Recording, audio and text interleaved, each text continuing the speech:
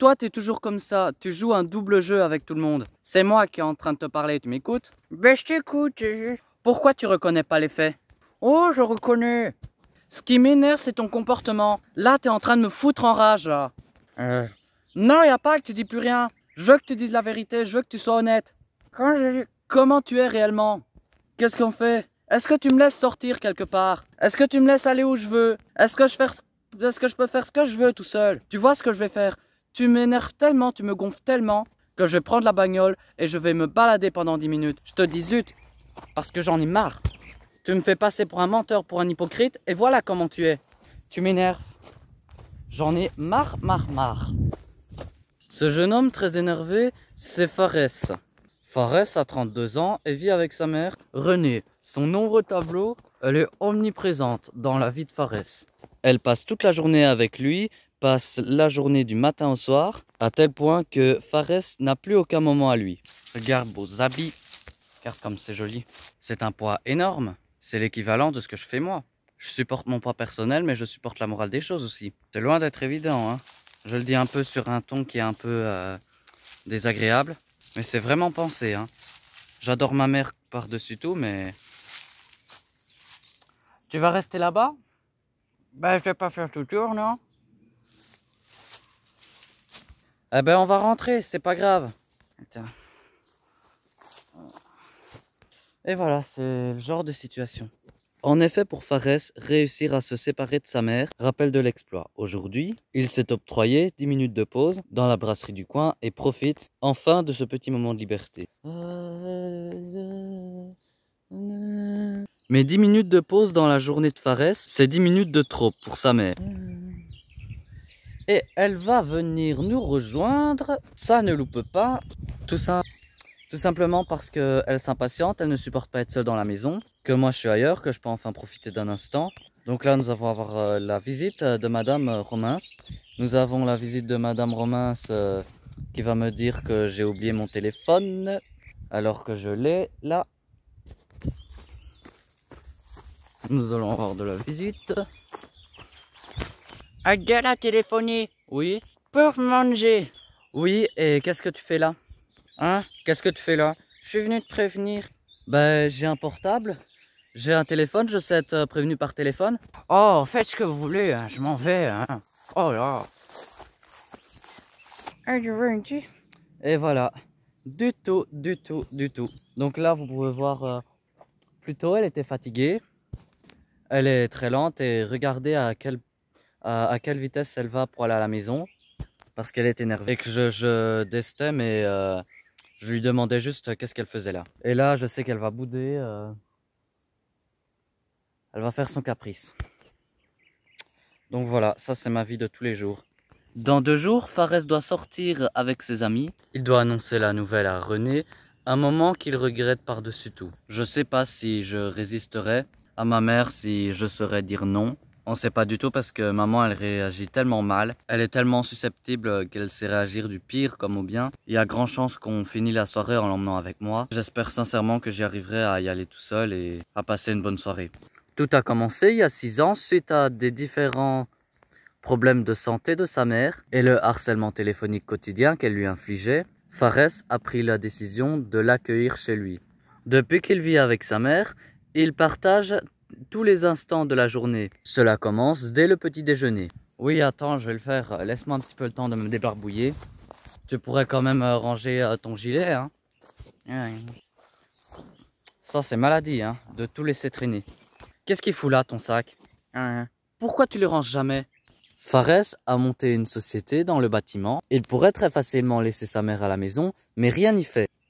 Il l'accompagne tous les jours au bureau. C'est un peu comme la vie de couple parce que tous les matins, on prend le petit-déj ensemble, on fait plein de choses ensemble, puis ça s'arrête là, et puis chacun dans son boulot, chacun de son côté. Et nous, on va au boulot ensemble, faire le boulot avec moi. Par contre, tu veux faire pour moi? Oh, c'est bon, tu me l'as dit 2 fois que tu veux des sous. Tu m'énerves, va me rabâcher ça. C'est gonflant. Je te dis, plus tu répètes, moins je fais. Qu'est-ce que tu fais? Tu boudes? Pourquoi je bougerais? Bien au contraire. Parce que dès que je te dis le contraire, tu fais l'amour. Mais je fais pas l'amour. Et où est-ce que tu fais? Mais t'es pas susceptible, mon enfant. Oui, oui, dès le matin. Il y a les oiseaux qui chantent, il y a la chienne qui demande à sortir. Et c'est nous qui engueulons dès le matin. 9 h dans la cour de l'entreprise, Fares et sa maman arrivent main dans la main. Bonjour tout le monde, bonjour. Ça va? Oui et vous? Ça va. René s'installe alors à sa place, un fauteuil, et cela n'étonne personne. Elle se livre à son activité préférée, la lecture des journaux.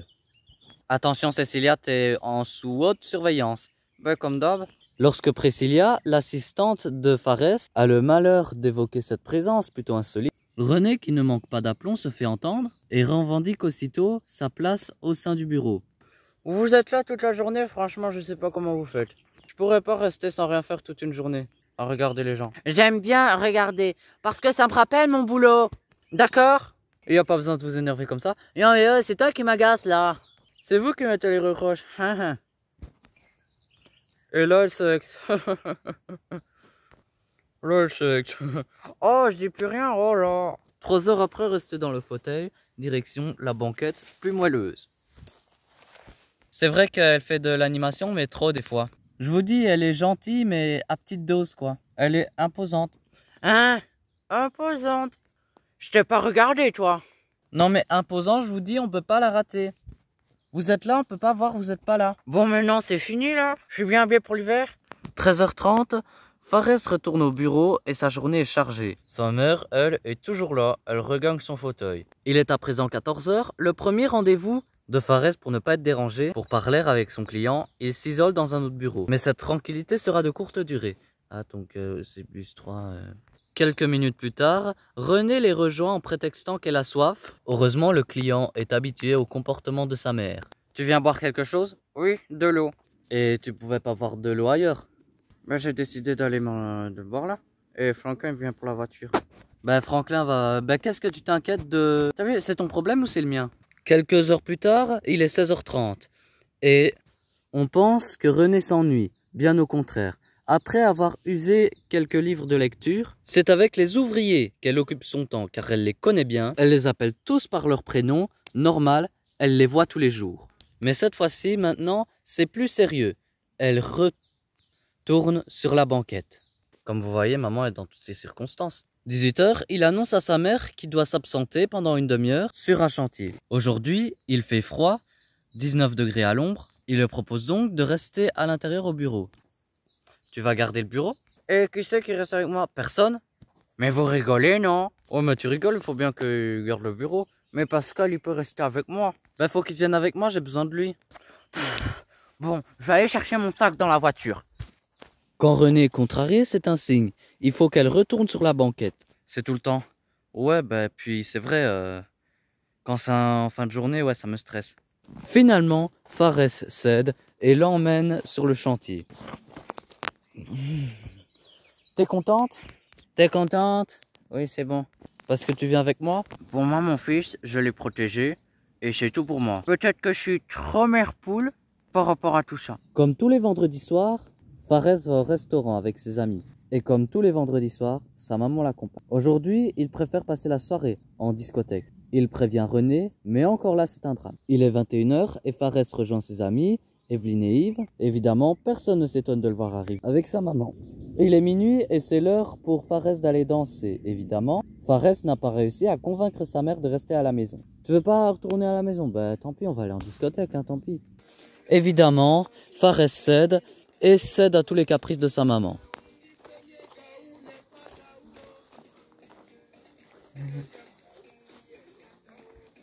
Il profite de la soirée, même si sa maman est encore sur la piste de danse. Ah.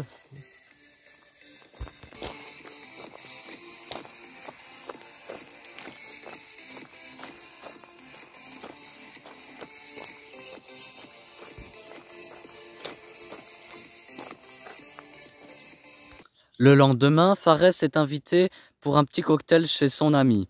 Servane est une rare personne à comprendre leur relation. C'est vrai que René, elle est sympa, mais elle est tout le temps tétéo, elle a 2 minutes de retard. Mais c'est le rôle d'une maman qui l'aime. C'est beau, c'est l'amour, donc si tu l'aimais pas, ben elle le ferait pas. Et aujourd'hui, il va se rendre au bowling et il cède encore une fois la présence de sa mère. Et passeront de nouveau la soirée ensemble.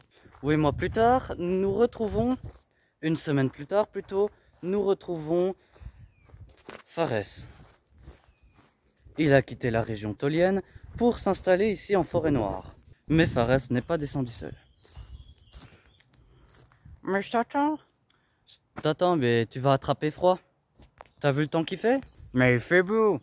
Il fait beau, mais il fait froid, maman. Non, non, il fait pas froid, Forest.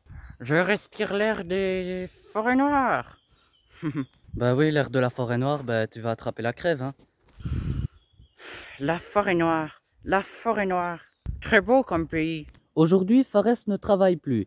Il peut donc davantage consacrer plus de temps à sa maman. 24 heures sur 24 ensemble, René semble parfois profiter de cette nouvelle vie. Maintenant, ben, j'ai plus de temps à consacrer, j'ai moins de contraintes. C'était très épuisant physiquement, moralement. Maintenant que je suis un peu plus tranquille, un peu plus reposé, ben, et le but du fait qu'on soit ici, c'est que on va essayer de reprendre un équilibre de vie. Et je supporte mieux les choses. Mais lorsque Fares souhaite s'absenter, même pour un quart d'heure, mais la situation est restée la même. René s'énerve puis se vexe. Fares est de retour, mais René n'a pas quitté sa fenêtre, sa place d'ailleurs. Tu peux tourner la tête, hein? Je t'ai vu à la fenêtre. Je te réponds même plus. Je ne dis plus rien, je me tais.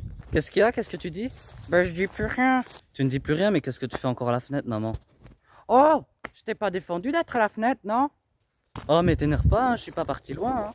Même si parfois, pour Fares, sa mère semble trop envahissante. Par exemple, ma mère, si je la regarde, ben, c'est un numéro 1 en tout. Même si à des moments, je la mangerai. Mais il n'y a rien de plus important que ma mère au monde. Ça va? Oui.